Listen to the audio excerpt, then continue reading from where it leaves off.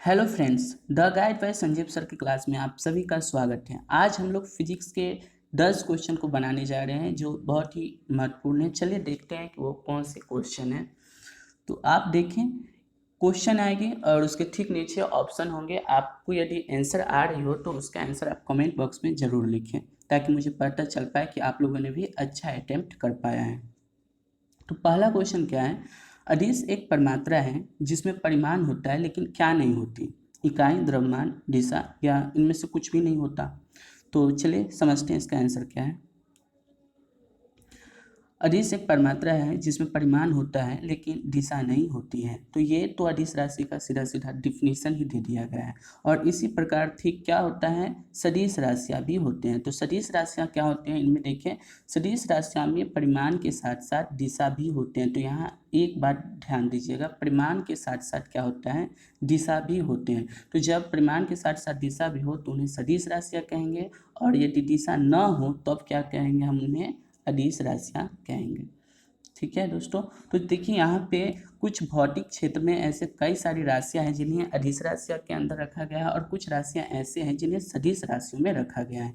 तो हमें उन्हें याद करना पड़ता है कि निम्न में से कौन सी राशि अदिश है और कौन सी सदिश है।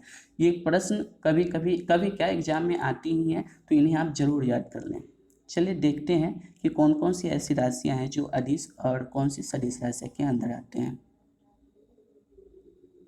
तो देखिए यहाँ पे मैंने कुछ ट्रिक्स बनाया है। जो भी राशि अदिश के अंदर आते हैं उन्हें मैंने एक ट्रिक के माध्यम से समझाने की कोशिश की है। और ट्रिक्स क्या मैंने क्या लिखा है, उस आर्द्रता को चाबी दो। तो ये काफ़ी फेमस ट्रिक्स है, इसे मैंने नहीं, हर मतलब जो भी है ये इसी तरह से करता है। और मैं बनाने के लिए बनाता, लेकिन मैं चेंजिंग लाना नहीं चाहा ताकि आप लोगों को कोई भी याद करने में परेशानी नहीं हो। एग्ज़ाम बहुत ही नज़दीक है, तो आप जो भी याद रखे हुए हैं बस उसी के अकॉर्डिंग क्या करें, इस चीज़ को याद रखने की कोशिश करें। तो उस आर्द्रता की चाबी दो, उसमें क्या है देखिए, उ से ऊर्जा हो जाएगी, स से समय हो जाएगा, आ से आयतन हो जाएगी और आवेश भी आते हैं इनके अंदर, द्र से द्रव्यमान हो जाएंगे, त से तापमान हो जाएंगे।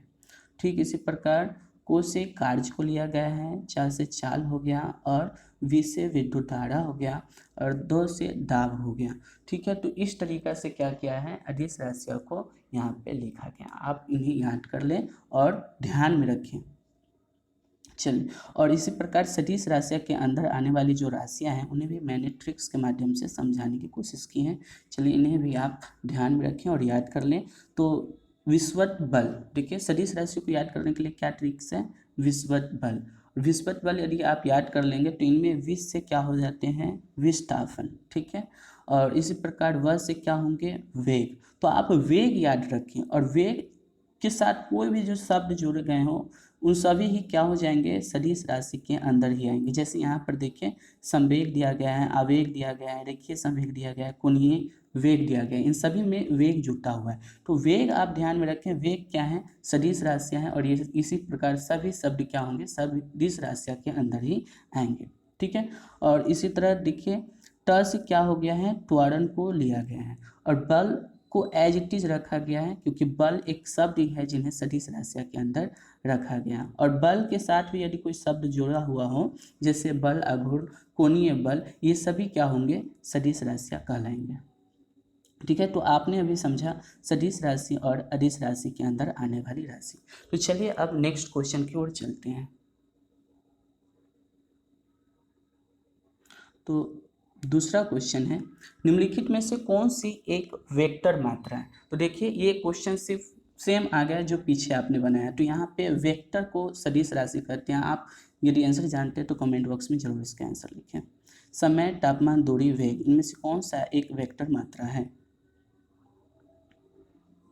चलिए आंसर देखते हैं। तो वेग एक ऐसी राशि थी जो पीछे सदिश राशि के अंदर आती थी। तो निम्नलिखित में से कौन सी एक वेक्टर की मात्रा थी, तो वेग। आपने अच्छा से याद किया पीछे, और उसका ट्रिक्स मैंने फिर से यहाँ पे लिख दिया है ताकि आपको ये समझ पाए कि आप किस तरह से इनका क्वेश्चन पूछा जाता है। ठीक है, तो कभी वेक्टर लिखेगा, कभी स्केलर लिखता है, तो अदिश राशि को स्केलर कहते हैं और सदिश राशि को वेक्टर कहते हैं। आप ध्यान में रखेंगे। इंग्लिश नाम को भी कभी कभी इंग्लिश में भी फंसने के लिए दे देता है, क्योंकि बिहार के हम लोग स्टूडेंट हैं, तो बिहार में तो समझते हैं कि इंग्लिश को थोड़ा सा पीछे रख दिया गया है।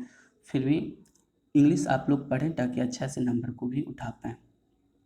चलिए नेक्स्ट क्वेश्चन लेते हैं। दाब को निम्न में से किससे नापा जाता है? ठीक है, तो आंसर है इसका, दाब को बल एवं क्षेत्रफल के संबंध से नापा जाता है। आप इन्हें ध्यान में रखेंगे, दाब को किससे नापा जाता है? बल एवं क्षेत्रफल के संबंध से। और संबंध क्या है? देखिए, दाब को नापने का जो रूल है वो बल बटा क्षेत्रफल होता है। ठीक है, तो बल एवं क्षेत्रफल के संबंध से क्या होते हैं? दाब को नापा जाता है। और यहाँ पर अतः इसीलिए क्या कहते हैं? दाब बराबर होता है, दाब का ऐसा मात्रक होता है न्यूटन पर मीटर स्क्वायर। ठीक है, न्यूटन पर मीटर स्क्वायर, जिसे पास्कल भी कहा जाता है। और आप ये भी ध्यान में रखें, दाब क्या है? एक अदिश राशियाँ हैं। चलिए नेक्स्ट क्वेश्चन की ओर चलते हैं। दबाव की एसआई इकाई क्या है? ये वही क्वेश्चन है, दाब। दब को ही दबाव, कभी कभी क्वेश्चन में दाब को ही दबाव लिख दिया गया होगा कंफ्यूज करने के लिए। तो दाब या दबाव से कंफ्यूज ना हो, वो दोनों ही एक ही शब्द है। और यहाँ पे आपसे पूछा जा रहा है कि इसका एसआई मात्रक क्या होता है? दाब का एसआई मात्रक क्या होता है? तो प्रति वर्ग सेंटीमीटर न्यूटन, या न्यूटन मीटर, या न्यूटन प्रति वर्ग मीटर होता है, या न्यूटन वर्ग सेंटीमीटर होता है। तो आंसर देखिए, इनका आंसर क्या है? दबाव की एसआई मात्रक न्यूटन प्रति वर्ग मीटर होता है। ठीक है फ्रेंड्स, दबाव की एसआई मात्रक क्या होता है?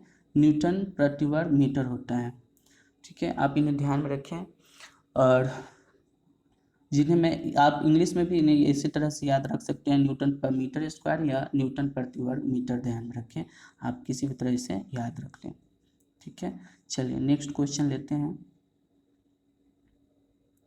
इनमें से विषम को चुनें। तो दी गई जो ऑप्शन है, इनमें से कौन सा एक विषम शब्द को यहाँ लिखा गया है वो आपको चुन के लिखना है। गति, संवेग, विस्थापन और वेग। तो चलिए इसका आंसर देखते हैं। गति एक ऐसे शब्द थे जो विषम थे। ठीक है, और किस तरह से गति एक विषम शब्द है? तो आप समझे कि जो पीछे जो भी क्वेश्चन दिया गया था, यहाँ पे गति, संवेग और गति नहीं, संवेग, विस्थापन और वेग, ये तीनों ही क्या थे? सदिश राशियां हैं। जबकि गति क्या है? अदिश राशि। इसीलिए आंसर क्या दिया गया है? इनमें से कौन से एक विषम है? तो गति एक विषम है। और यहाँ भी मैंने क्या किया है? डिफिनीशन को लिखा है ताकि आप क्या करें? अदिश राशि और सदिश राशियों को याद कर पाएँ। चलिए नेक्स्ट क्वेश्चन को चलते हैं। नेक्स्ट क्वेश्चन क्या है? पानी का घनत्व क्या है? पानी का घनत्व क्या है? आंसर बताएं। चलिए आंसर देखते हैं। पानी का घनत्व कितने हैं? 1000 किलोग्राम प्रति घन मीटर होता है। ठीक है, इन्हें आप याद रख लें। ठीक इसी प्रकार बर्फ, जल, लोहा और पारा, इन सभी का भी घनत्व होता है। तो आप घनत्व सीधा याद रखेंगे। कभी कभी बर्फ का घनत्व क्या है पूछ लेते हैं, जल का घनत्व कितना होता है पूछ लेता है, लोहा का घनत्व कितना होता है और पारा का घनत्व कितना है। ये सभी भी क्वेश्चन एग्जाम में देखने को मिल जाते हैं, तो आप इन्हें याद रख लेंगे। तो पहले घनत्व क्या होते हैं इन्हें भी आप जरा समझ लें और इन चीज़ों को याद कर लें। तो घनत्व देखिए क्या है? किसी पदार्थ के घनत्व को पदार्थ के प्रति इकाई आयतन के द्रव्यमान के रूप में परिभाषित किया जाता है। अर्थात घनत्व बराबर होते हैं पदार्थ का द्रव्यमान बटा पदार्थ का आयतन। इन्हें ही घनत्व कहा जाता है। तो आपने देखा घनत्व के अकॉर्डिंग किस तरह से प्रश्न को पूछा जाता है। जिस तरह जैसे पानी का घनत्व क्या है, तो आपने देखा किस तरह से पूछा गया। तो इसे भी आप ध्यान में रखें, ये भी क्वेश्चन में पूछ दिया जाता है कभी कभी। चलिए अब अगले क्वेश्चन को हम लोग बनाते हैं। गैलन सामान्यतः डैश के लिए इस्तेमाल किया जाता है, यानी गैलन का उपयोग निम्न में से किसके लिए किया जाता है? गति के लिए, एक कंटेनर के लिए, आयतन की माप के रूप में, या कंटेनरों को बैरल के संदर्भ में व्यक्त करने के लिए। आंसर है इसका आयतन की माप के रूप में गैलन का इस्तेमाल किया जाता है। चलिए गैलन क्या है समझ लेते हैं जरा। गैलन सामान्यतः द्रवों के आयतन की माप के रूप में इस्तेमाल किया जाता है, जिनमें एक गैलन बराबर होता है 3.785 लीटर। ठीक है, चलिए नेक्स्ट क्वेश्चन को देखते हैं। मेज पर रखी गई पुस्तक का ढेर किसके कारण हटता नहीं है, माने गिरता नहीं है? ठीक है, तो ऑप्शन है जड़त्व के कारण, गति के कारण, चुंबकत्व के कारण, या गुरुत्वाकर्षण के कारण। आंसर है इसका जड़त्व के कारण। देखिए जड़त्व का क्या डिफिनीशन होता है। न्यूटन जी के प्रथम गति के नियम के अनुसार यदि कोई वस्तु विरामावस्था में है या सरल रेखा में समान वेग से गतिशील है तो उसकी विरामावस्था या समान गति की अवस्था में परिवर्तन तभी होगा जब उस पर कोई बाह्य बल आरोपित किया जाए। इसे ही जड़त्व का नियम कहते हैं।